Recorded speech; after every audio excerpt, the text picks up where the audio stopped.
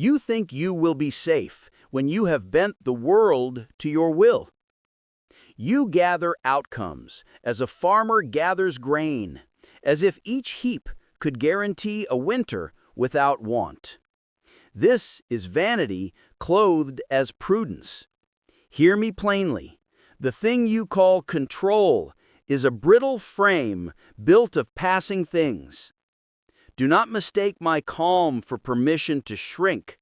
I do not teach surrender to laziness. I teach a fiercer liberty, the liberty that does not require the world's consent. You will be tested by misfortune, by the small betrayals of men, by the trivial collapses of daily plans. These are not exceptions. They are the material of life. Consider the glassblower who works by breath. He shapes molten glass with skill, but not by forcing it. He offers his breath, times it, tilts the pipe, and when the heat subsides, he waits. If he grasps and clenches the fragile thing too soon, it shatters. He understands the limits of his power and the artistry of cooperation with material. So let your life be shaped, not by the illusion that you are master of every element, but by the mastery of your stroke, the steadiness of your hand, the timing of your breath, the patience to know when to wait.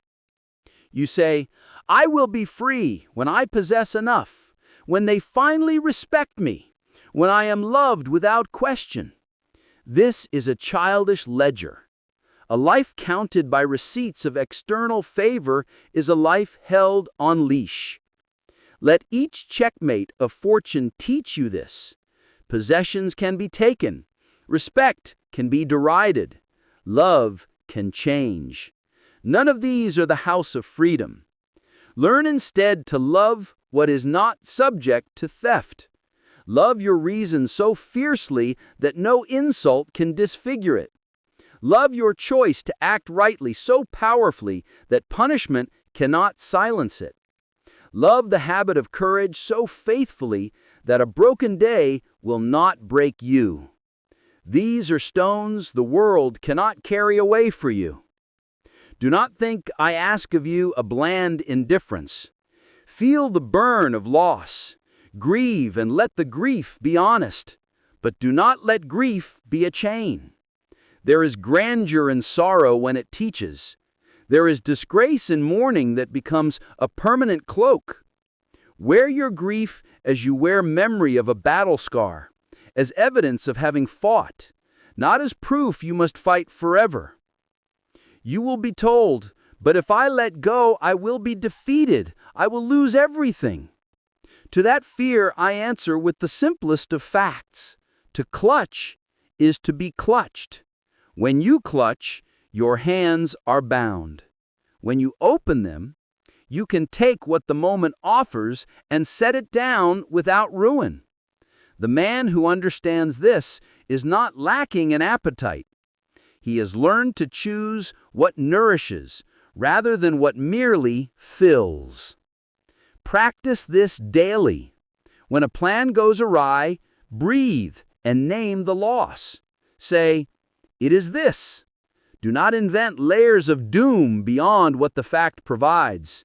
The mind is a clever dramatist. It will narrate disaster without an audience. Refuse the drama. Deal with what is. Take the immediate action that reason recommends. Leave the rest to what it must be. Make this an art like any craft. Test small, train small. Learn the pattern. Begin with the trivial. A delayed meal, a canceled meeting, a thought you cannot prevent.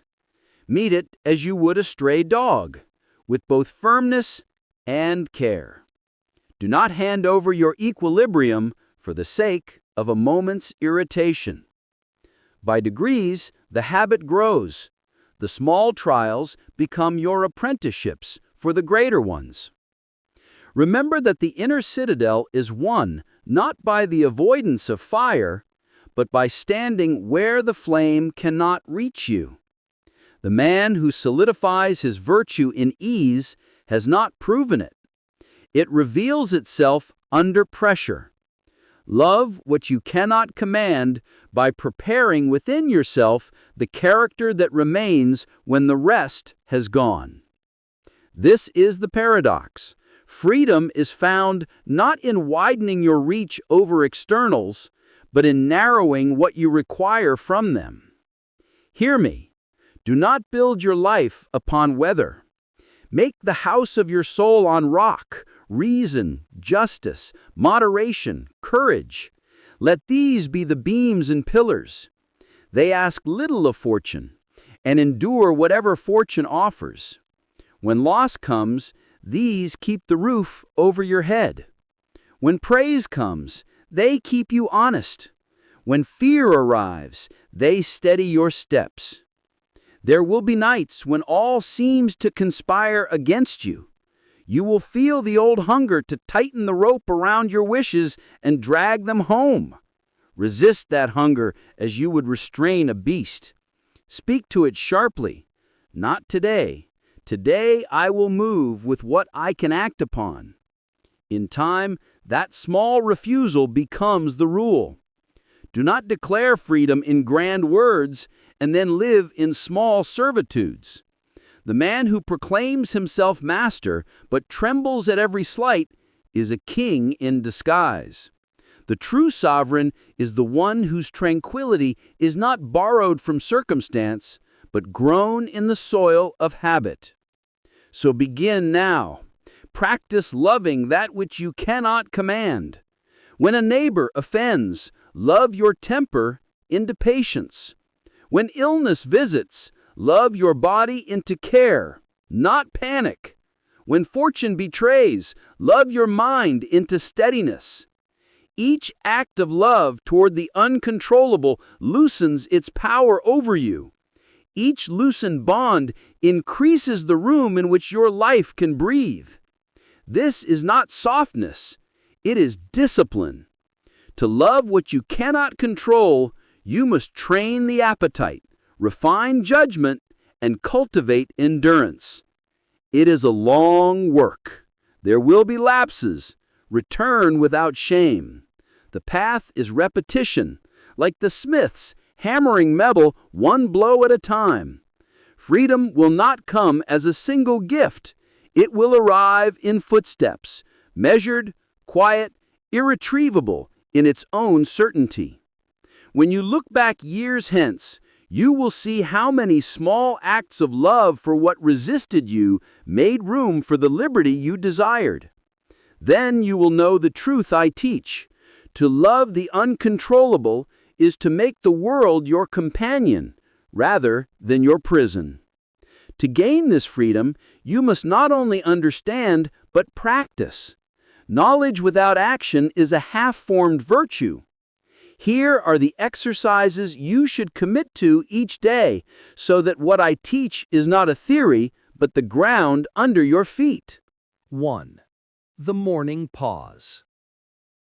When you wake, before settling into your tasks, stand still for a breath or two. Do not reach for your phone or your list. Let your mind rest in that silent moment. Ask, what am I expecting today? What may I not control? Write down on a scrap of paper or in your mind 2 things. One you can influence and one you cannot. Then, internally, dedicate yourself to acting on what you can and accepting what you cannot. This simple ritual trains you to distinguish between control and release before the day begins. 2. Disengage from the outcome. At work, when you send an email, propose a plan, or make a request, practice writing mentally as if you will never receive validation. Imagine your effort complete, whether or not you receive praise. By doing so, you free your will from the outcome. If approval comes, accept it graciously. If it does not, You remain unchanged. This is Stoic detachment in action. 3. The resistance walk. During times of irritation, when someone frustrates you, traffic delays you, or noise intrudes, walk deliberately for a few minutes. As you walk, feel the moment, the weight of your foot, the rhythm of your breath, the push of wind. With each step, convince your mind that this moment demands only presence, not struggle. Let your irritation be a teacher. This is part of life. Do not change what is, change how you move through it. 4. The evening ledger. In the evening, take a humble piece of parchment or journal and note 3 things you attempted to control but could not, and 3 things you practiced letting go. Reflect. What felt hard? What felt freeing? Over time, you begin to see what arcs of control you habitually grab and where your practice of release is weakest. This ledger builds self-knowledge, not guilt. 5. The gratitude pause. When you finish a meal or complete a conversation, pause and silently say thank you, not for what the world has given, but for what you did not need to have absolute power over: health, time, people, or possessions. For example, you might think, I am thankful I did not need to control that person's heart. This practice roots your gratitude in humility and frees what is freely given. 6. The relinquishing gesture. Choose an object that symbolizes past ambition or pain, perhaps an old letter, a photograph, a trophy from a success that now burdens you. Once a week, hold it in your hand. Say something like, I honor what this taught me, but I will not shape my future by it. And then place it aside, or even discard it. The gesture is small, but the commitment is real. You release a fragment of your story so that you may live unanchored to it. 7.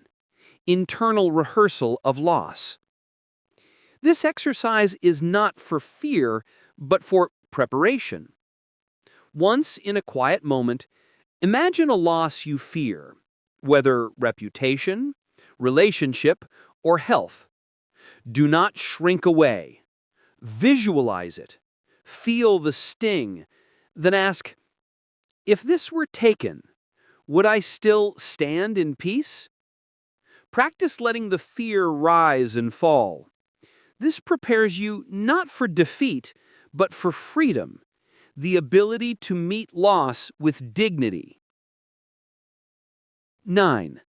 Daily recommitment. At midday, pause and repeat to yourself, I choose to dance with what I cannot shape. This phrase is not a prayer, it is a vow. In that vow, your mind anchors itself to an intention deeper than momentary fear, deeper than desire, the intention of inner sovereignty. 10. Sleep with letting go. Before sleep, lie in stillness and ask, what did I cling to today? What did I try to force? What do I now release? Exhale slowly with intention, imagining the tension and desire dissolving. Rest not with regret, but with the calm knowledge that release is not loss. It is preparation for another morning. Each of these practices is simple, but they carry great weight. Over weeks, they build a mind that does not demand control, but radiates freedom. By learning to let go, you will not become passive. Rather, You become empowered, not by the world's obedience, but the sovereignty of your spirit. These exercises are not temporary. They are not consolation prizes for the weak. They are the daily tools of a man who has decided he will not be owned by what he cannot master. He will master what lasts. When you begin practicing this freedom, the freedom of loving what you cannot control, you'll notice the first transformation in the place you least expect: your relationships. Most people do not realize it, but so much of their suffering comes not from love, but from the conditions they secretly attach to love. They want people to behave exactly as they imagine, respond exactly as they hope, heal exactly as they prefer. And when others fail to meet these invisible terms, disappointment arrives like a cold wind. But hear me clearly. You cannot love someone and control them at the same time. Love that demands control is not love. It is fear, wearing a noble mask. 1. Relationships without chains. When you stop trying to control what another person thinks, decides, or becomes, you give them the space to be themselves, and you give yourself the space to breathe. You no longer suffer because someone you care about walks their own path. You no longer break because someone's affection changes. You no longer crumble because someone fails to understand you.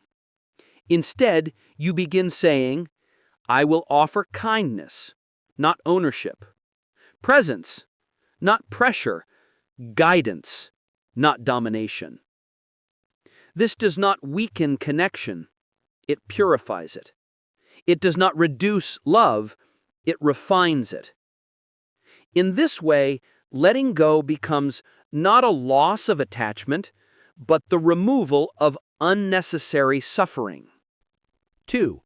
How freedom changes the way you experience loss. Every human being fears loss, and understandably so.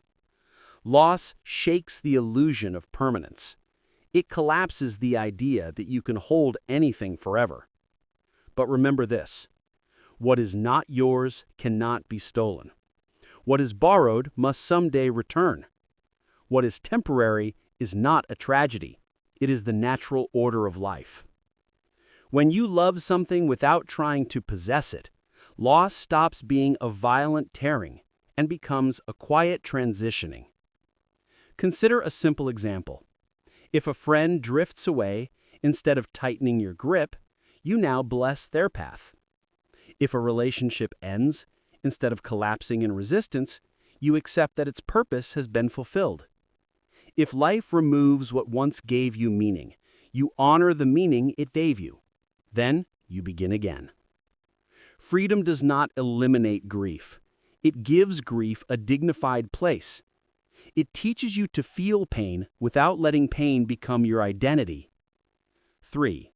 The lightness that follows letting go. You may not recognize it at first, but as you practice release, something subtle shifts inside you. You will notice a strange yet profound lightness. Situations that once enraged you will now lose their power. Words that once pierced you will now pass through you like wind. People who once disappointed you will no longer define your mood. Why? Because your peace is no longer rented. It is owned. Imagine walking with a heavy stone in your hand. Every decision is influenced by its weight. Every path is chosen based on how long you can carry it. One day, you simply open your hand, and the world becomes spacious. This is what letting go does to the soul. It frees your hands so they can hold life, not burdens. 4. The gift of present-minded living. Once you accept that you control very little, the mind returns to the only place where control matters, the present moment. Think of how many hours you've lost reliving old arguments, rehearsing possible futures, or replaying what you should have said. Think of how often your energy is drained not by what is happening, but by what happened or may happen. But when you practice loving what you cannot control, your attention sharpens. Your senses return online. Your presence deepens. You start hearing conversations fully. You start appreciating simple gestures. You start noticing the warmth of sunlight, the softness of morning, the quiet support of breath. This is not poetic exaggeration, it is the natural result of a mind no longer scattered across time. A distracted mind misses miracles. A present mind sees everything. 6. Becoming a calmer, stronger presence in the world. As you continue this path, others will notice something different in you. They may not have words for it, but they will feel it. You become a steady presence in a chaotic world. You become the person whose peace is not easily shaken. You become someone people trust, not because you promise certainty, but because you embody clarity. And understand this: strength is not the ability to control everything. Strength is the ability to remain peaceful when everything is uncontrollable. This is the root of leadership, the essence of maturity, the soul of wisdom. The final realization? Freedom was never outside you. It was always the quiet capacity to meet reality without resistance. The world does not bend to your will, but you can shape how you meet the world. People will not always love you the way you hope, but you can love without chains. Loss will visit you, but it does not have to destroy you. Time will move, but you can move with it. To love what you cannot control is not resignation, it is liberation. It is learning to walk through life with open hands, steady breath, and a peaceful heart.